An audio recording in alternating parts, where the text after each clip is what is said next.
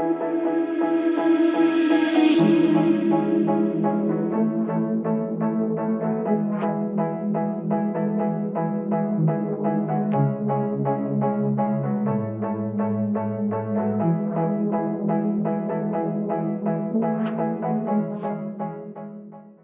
afternoon, Yvonne. How are Hello. you? I'm very well, thank you, Evie. How are you? Good, good. Um, as always, we're starting with this uncertainty, but I suppose that is our thing these days, isn't it? Absolutely. Absolutely. This is what we do. And Yep. welcome to anyone who's tuning in live with us, or if you're watching it on replay, thank you for taking the time. As always, here at Permission to Thrive, we're really looking at the stories, the narratives that have kept us caged and perhaps still are. And really just looking at what that looks like in terms of the phraseology. What are those phrases that kind of lock us in? And quite often, or too often, without us actually realizing what those patterns are. So we're shining a light on them and we're really sharing our own experiences of them or the experiences of our clients. And we encourage you and welcome you to post your thoughts and your own experiences beneath the video. Now, I know that today's is probably, I'm going to say, has probably shown up for a lot of people. I think so. A lot of women, and certainly a lot of midlife women. Um, but again, I'm not going to say that that is absolutely so, but I certainly know from my experience that it has come up a lot. And this is all around the self-sufficiency myth. And of course, I think as we kind of put in the post, it sounds strong and capable and admirable, but ultimately, what is the price that we pay from continuing to operate from those narratives? So, Evie, over to you. What's the first one that we're looking at? I don't need help. Thank you very much. Well, Yes. that is quite a myth. And it has definitely showed up for me. Like both my high saboteurs are a controller and hyperachiever, and those two are the ones that are really talking very loud in your head. The moment you show that you need help, probably that means you're not strong enough, you're not good enough, you're not enough in general. So there are a lot of things going on behind that. Yes. However,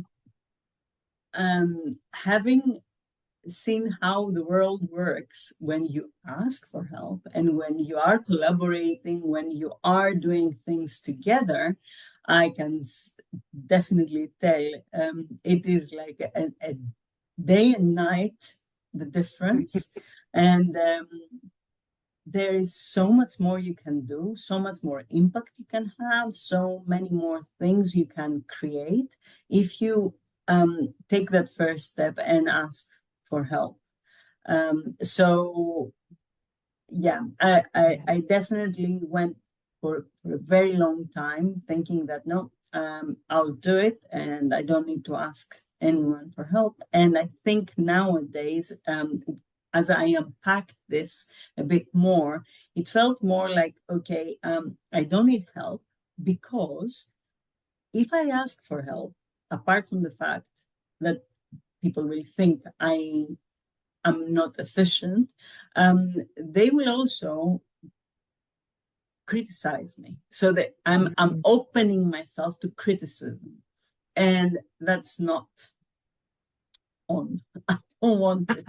So that's how the narrative worked in my head. But I mean, I'm sure it speaks differently, for many people. What about you, Yvonne? Absolutely. Well, and I think also that point that you made when you pointed out about the controller and the hyperachiever is that what we end up doing when they're the ones that are leading is we overfunction. So, can we do everything? Yes, we can. Are we probably killing ourselves in the process? Yes, we are. So it's just like, yeah, I don't need help. I know how I want it and I need it like this and it's got to be like this. And there's all these rules that have to come into place in order to maintain control and to get stuff done. And so we teach our nervous system, this is how it is. This is how we operate. This is how it must be. And therefore we can do it and we can probably do it for a long time because our bodies are amazing. However, at some point, the body will say, no, thank you very much. Kind of done with this now. And it will find a way to stop you in your tracks. So I think it's really important to just to be aware of, even if you hear that and you think, yeah, well, I don't need help. I can do this stuff. I get stuff done. I've always done it that way. Understand that there may come a time when it doesn't go like that. The story will change and the impact that will have on how you've been treating yourself. It will force you to sit back and really think about, okay, this whole thing about I don't need help. Maybe that's not quite as true as I've been led to believe by my constant thinking. I think for me, I don't need help has I kind of want to say yes and no. So that I want to say that in my hyperachiever state, I would definitely say, I don't need help. I can do all this stuff. And again, just like I've said, yes, juggle, yes, multitask. But actually, what I found when I was operating from that sense of I don't need help was that I was getting lots of stuff done, but nothing was probably getting finished. There was just lots of stuff that was getting done, right? So, yeah, give me 10 things, I'll get them started. I may not get them finished. And even if I do, have I really finished them to the best of my ability if I was trying to do these 10 things also? And actually, what impact was that having on me from an emotional perspective? Was I feeling resentful? Was I feeling frustrated? Was I thinking that nobody cared? All the other stuff that starts coming up with that. So, and certainly in terms of my clients, yes, I have had many clients who have said, I've always thought that I didn't need help. Some say I saw it as a weakness, others, I just got used to being the person that everybody came to and I just got on and just did stuff. So, again, just taking on and embodying that role, not even asking for it happening, and then just delivering on it. It is the case, isn't it? I had also a lot of my clients coming and saying, okay, I came to you because I finally realized that I can't do this anymore, or it's been too long that I have been pushing myself to do things, and I until I can't really get there, and I don't know how to do it anymore, or like, and that when you get to that stage, I feel that you have that sense of like letting yourself down and letting others down. And that is the whole point about asking for help. It's not about just doing something with somebody's help. It's about preventing getting to a state that it is like the rock bottom thing. That's what it is. And we really need to be kind to ourselves and say, okay, what is it that I need? Who is it that I need? How can I move forward better with somebody else's help? And why is that a bad thing? It's not. It just gives you that space to be able to do the things that you want to do, as you said, in with the best possible, like your better ability, because you will have the time to do it properly, and you don't need to learn everything else that you didn't want to learn. Because we both have done that, haven't we? Like trying to 3 million things. because we can, yes, of course. But I mean, why waste the time on that or your energy on that when you can really deliver something spectacular with the help of other people that are there and they will help? Absolutely. And I think also for me, there's also that part where, I don't need help. And actually there is potentially someone who could really help you and alleviate, and they have a set of, strengths or skills that would be so beneficial. And it's like, why would you not want to let them into your space to help you? Because not only is that a kindness for you, it's a kindness for them. It's like, I see what you bring to the table, and oh my goodness, I would be bowled over if you could step in right now and help me do this. But again, this is like all the stuff that we're not really told and we're not really encouraged to do. It's just like, you crack on and you just get stuff done. Do. Just keep doing. And then, of course, then you have that external um messaging that's coming into you is like, I'm reliable, people expect me to do this, so all of that, and then you just keep feeding that machine. You keep feeding that machine. I don't know many people who have been able to maintain that forever. At some point comes the crash and the burn, sometimes multiple times, until it's like, okay, this is not a long-term thing. This is not sustainable. This is not something I can do forever. There is a better way. There must be a better way. And like for me, I, I'll ask for help. And I would rather ask and somebody say no, knowing that I've asked. Well, at least I've asked. I've asked. That person may not have been able to because of their own schedule, because of, so again, not taking it personally, but actually understanding that, well, if I ask three people and two people can't and one person can, but maybe not immediately, then at least I know I'm resourced at some point, and that's good. That's okay. Definitely. And the other thing is that you talked about reliable, being reliable. I mean, who says that you're not being reliable if you ask for help? Maybe actually that will strengthen your reliability as well, because it is very easy to just say yes, yes, yes, yes, and really burn out, than actually managing and monitoring that and being there fully for someone, because you Mm, know you can do it, and as you said, you're feeling resourced, because most of the time that is our problem, isn't it? It's like we have every good intention but we don't feel resourced. And I love when you say, okay, I will ask one person, two people, three people, 10 people, it doesn't matter. And I will also respect their own time, their own space, and their own possibility of, like giving the help. And some of them will and some of them won't, but it has nothing to do with us or anyone criticizing us. We cannot do it. It's just a matter of, like, all of us have to have that sense of, okay, I have enough, like so much time and so much that I can pour into this, and I I will, like, manage that.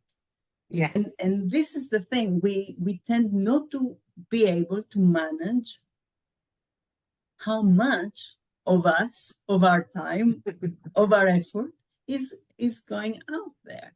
And how else do we replenish unless we ask for help, unless we work together Yeah. for certain things? And unless we rest, just saying. Yeah, Also, absolutely. all of those things are necessary for resourcing ourselves so we can go again. There's not like this endless supply of energy. At some point, it will be drained. And then what? And why would you want to wait until it's drained? Why would you want it to drain? Why would you want to be flat out on your back? And actually, when I think about it, the amount of posts I've read on LinkedIn where women have, it's just like, oh my goodness, I didn't even know that I had reached that place. Like today they're doing something, tomorrow they're flat out because they hadn't stopped to check in with themselves. They hadn't resourced themselves to do all the things that they are doing. And I said, we can get really good at it. We can get Mm. really good at it. But eventually, and I'm not somebody who uses the word always, but I'm going to say eventually we will hit the wall at some point. And this speaks into our mental well-being, our physical well-being, our emotional well-being, all of those things. Do we really want to be sacrificing them so that we can be seen as a person who can get everything done and I don't need any help and watch me go? Is that a price worth paying? I don't think so. I mean, I like, because I have seen for myself the before and after kind of picture, and I definitely would recommend to anyone that wants to listen that get help whenever you feel you need help. Get help. Ask for help. Work with somebody. It is an important thing that your future self will really thank you for.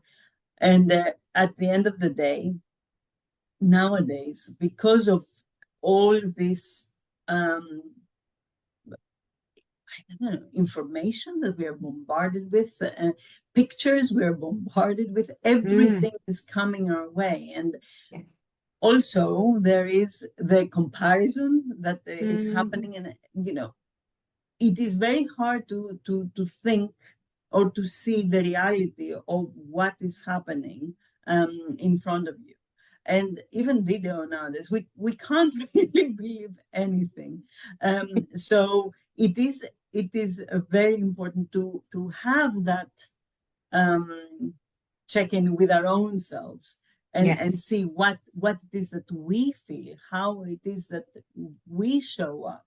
It doesn't matter what's going on around us, but like when you can hear what's happening inside you, that's the only time that you can reliably say, okay, I've done it. I've tried. I am here for whatever things that I need to be, but I also would be even better if I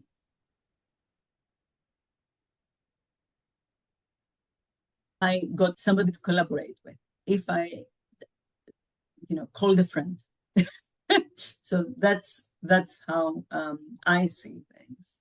Yeah, absolutely. And I think just to remember though, because some of these narratives, these phrases, they have been embedded, they have been with people for so long that it feels like the most natural thing to do. I've never needed help. I don't, this is not something that's just appeared overnight. This is something that has been kind of deeply rooted.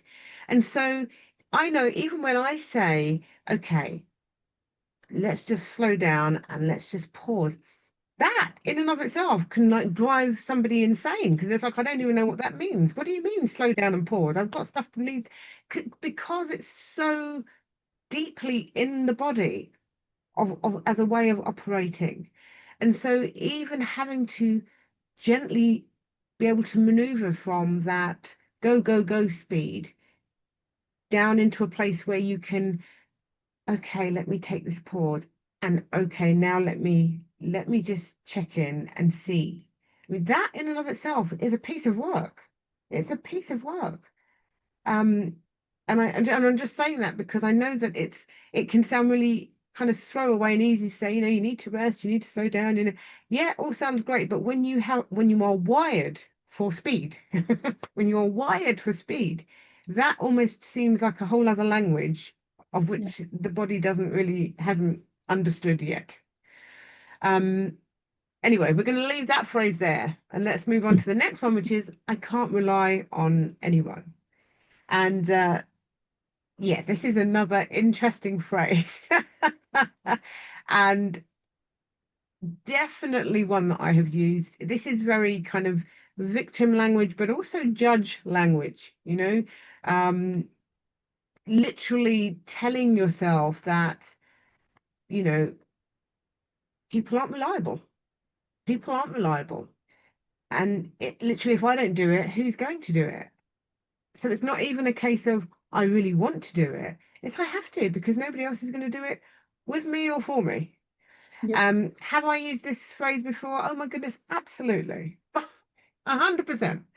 And I can say definitely from the judge perspective where, I can't rely on anyone. And it's usually if I've been let down. So if something was meant to happen and that person perhaps didn't show up or didn't do the thing that they had committed to, it is that sense of "Oh, I just can't rely on anyone. I've got to do it. I can see how many times I've used it in the past, Yes. and you know it hasn't done me. It didn't do me any favors in those moments. Fortunately now I know that not to be true, and even as I think about a recent situation where um, I was let down with something that didn't come up for me. The I can't rely on anyone didn't come up for me. What came up for me was, okay, what do I need now? Um, who could support me now? What element of this do I need to take control over? Just a very different approach. But absolutely, once upon a time, I'd have just jumped in and said, okay, well, clearly this is not going to happen. Clearly, no one can do this. I can only rely on myself. I can't rely on others.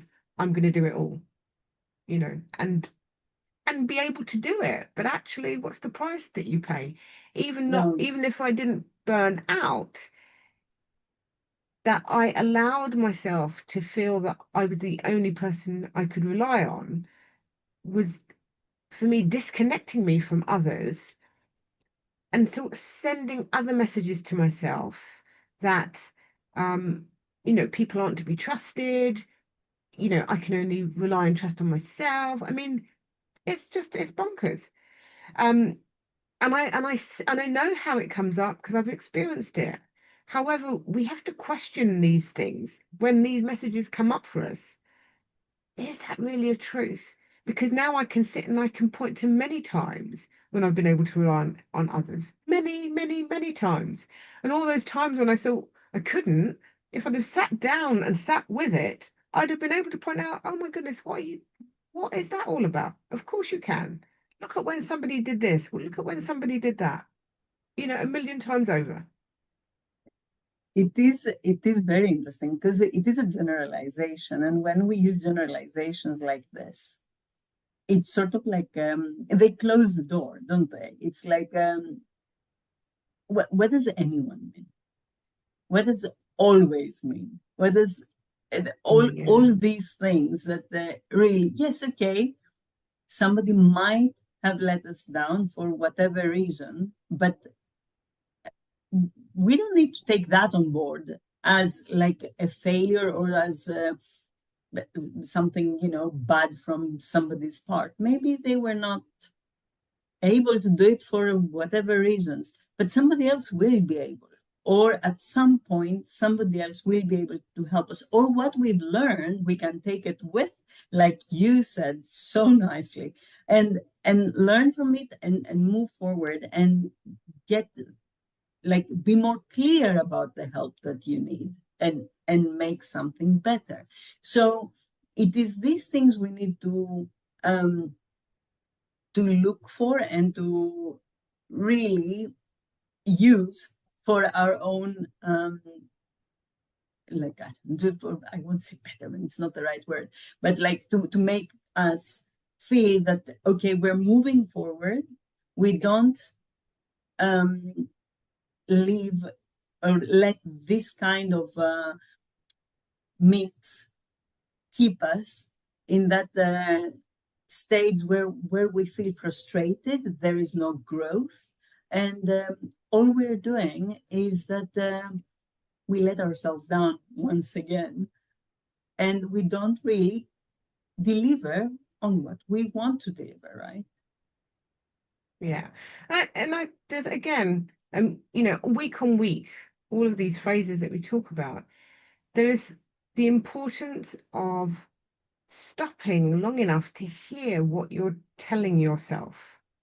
So for me, had I been able to catch myself telling myself I can't rely on anyone, if I had been aware enough to catch it, I could have sat with it and thought, okay, how true is that? That question that you always ask, how true is that? And I would have been able to say, well, it happened here and here, but actually, on the other hand, I could rely on people in this, and this. That gives us a much more rounded approach to how we move forward. But if we let that automatic thought sit and stay, we don't question it, we're not even necessarily aware of it. We just keep on getting back on the treadmill and we keep on doing that same thing. So this is why when we talk about awareness, why awareness is so important. This is why, because when we can start catching those thoughts, and there's something that I love to do now, and just through the course of the day, at moments, just say, "Oh, what am I thinking right now?" and see what's coming up, just to see. No, not to judge, not even necessarily to do anything about, but just to watch where my mind is going. It's fascinating. It's just like, oh my goodness, what is that all about? It's something like a book title could pop into my head out of nowhere. It doesn't, but it's just being able to, oh wow. And for me, there's a fascination with that, just about understanding how the mind can take you into 200 different directions. And if you are reacting to every single one of those, how and why you can feel run down, out of energy, exhausted, because it can take you to many, many places. So even just having that ability to watch and see what's happening, and do I want to do anything about that? Do I need to do anything about that? Is that just something just passing through? It's a really great exercise to do. Absolutely. I mean, it feels fantastic to be able to do that too. And I think it sort of like is part of the pose, isn't it? Like when you are able to pose, you are able to actually observe yourself and your thoughts. And when you are able to do that, then things are not running in autopilot and you stop generalizing. You are a bit more present in what it is that you need and you want at this particular moment in time.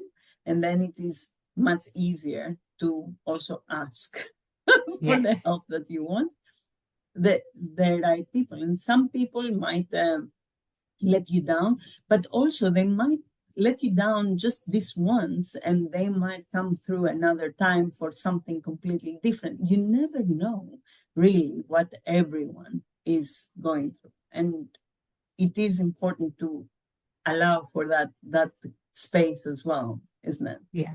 And I think even just as listening to you then and that, let us down, even that language is not necessarily the language I want to get caught up in. I Yeah. know that I was definitely getting caught up in that before. They've let me down and now I've got to do it anyway. I shouldn't have relied on them. I should have just done it myself. All of those, one story leads into another, into another. Actually, you don't know what is going on in that person's life. You don't know what is going on. So it may appear like they're letting you down, but maybe they've got something else going on that Yeah. requires their attention. I had a recent I had a recent situation where I had booked an appointment with somebody who is incredibly reliable. She is an amazing practitioner, and I was going to see her. Anyway, I arrived at her home for my session, and she was not there. I waited for 10 minutes, and now, before I would have been like, oh my gosh, can't believe it. Here I am, diddle the, all of that storyboard would have been building. And now I was like, okay, something probably happened. Maybe we've got the dates mixed up. Um, I'm just going to send her a message and let her know that I came. Now it was hilarious because she was mortified when she received the message. She got back to me about like, I want to say 45 minutes later, absolutely mortified. She said, it was me, I messed up, I didn't get it in my diary on the right day, da, da, da, da.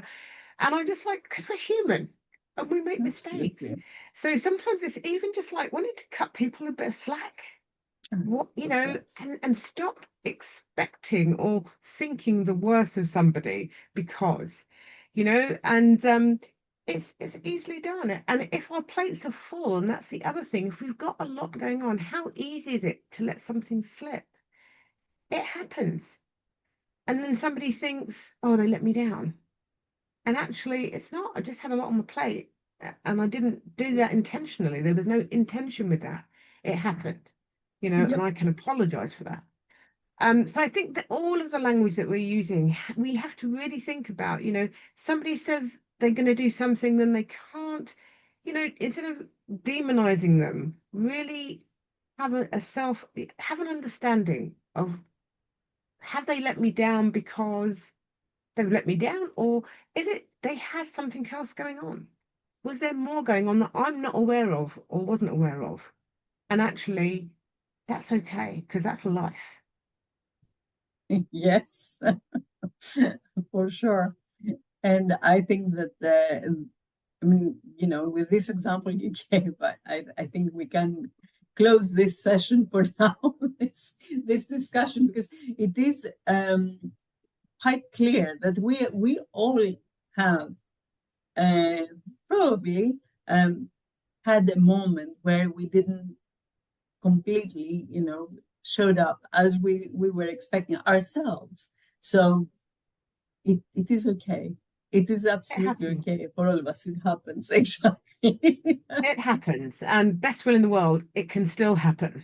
Oh So yeah. there's a bit of human kindness that for me is wrapped up in that. Let's be a little Yeah. bit kinder. Let's be a little bit more understanding, be a bit more forgiving, all of that stuff, because that will serve us well. And in doing those things, that doesn't mean to say we then have to take everything on and be running around and doing everything. We just need to say, okay, on this occasion, this happened. Okay, this is this occasion. How many other occasions has it gone in the other direction? And I've been really thankful and grateful that people have been able to show up for me or that I've showed up for other people. And I think if we can start looking at it from that perspective, uh, Definitely. we can break free from these phrases, right? Yeah, of course we can. Absolutely. So, with that said, Evie, as always, a joy and a pleasure. Thank you so much. Thank you, Yvonne, and everyone that is has joined us or will is seeing this on the recording. Give us your comments. Let's see. Keep this the dialogues going. Yeah. Yeah, absolutely. Share. And we'll be back next week. And as always, permission to thrive, here to break free from the stories, the narratives that keep us caged. With grace, not grind. Thank you. Thanks, Evie. Bye, Yvonne.